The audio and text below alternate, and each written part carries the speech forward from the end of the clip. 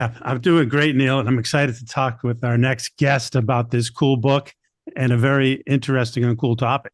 All right. So I'm excited to welcome Jay Randy to the program. New York Times bestselling author. It's going to talk JFK. I have it on my shelf. I'm looking for it. Where is it on my shelf? And I'm just a JFK enthusiast. We just don't know so much information that's not there. And especially with releasing certain things this year and all these things, I just am always intrigued by him. He's one of the probably most intriguing presidents ever.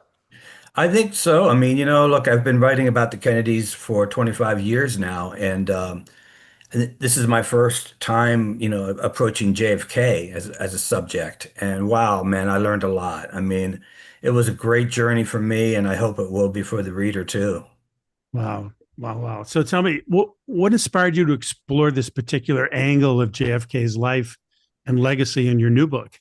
Well, my last book was Jackie, Public-Private Secret, and after I finished it, I was like, I think I should tell his side of the story now. There's two sides to every marriage, and I wanted to not defend him as much as I wanted to explain him.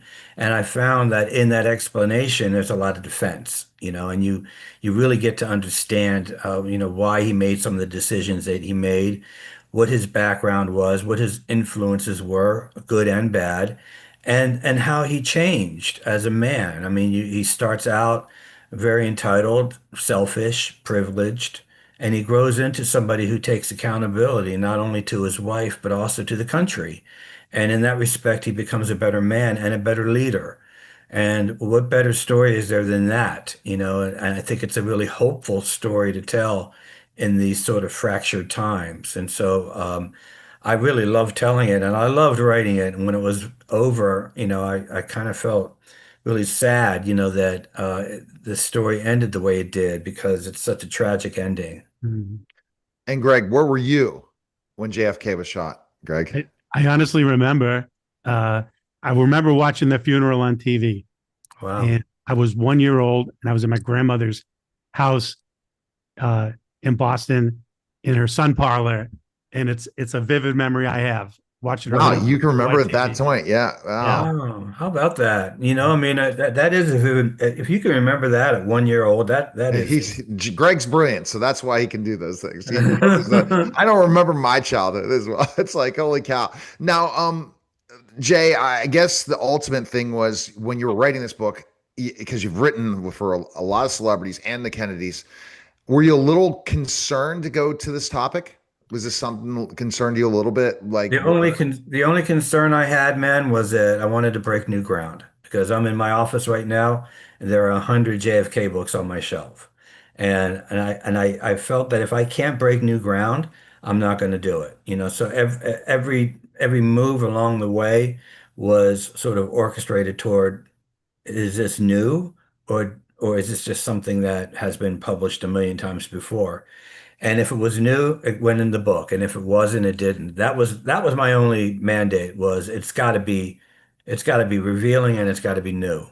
Mhm. Hmm. Is there a surprising or lesser known detail that you uncovered during researching this book that you could share?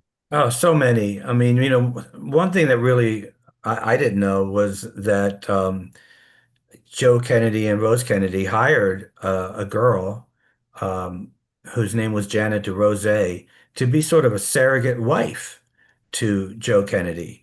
I interviewed Janet. She was 101 years old when I interviewed her.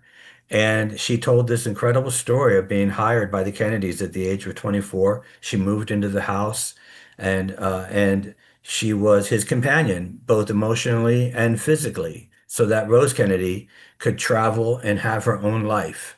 Had they not been Catholic, they probably would have divorced. But Hmm. because they were Catholic, they weren't able to. And this was their solution to a problem.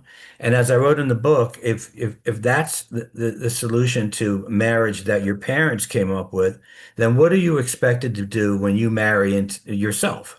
I mean, if that's your influence, then how are you to be in your own marriage? And how was JFK to be in his marriage to Jackie, knowing that that's what his parents had done to solve their problems? And, I think that explains a lot. It wasn't just it wasn't just the father cheated and so the son cheated. It was the parents came up with a plan of moving forward in their marriage. And that plan, both Joe and Rose's plan, influenced JFK in the way that he trafficked in his own marriage.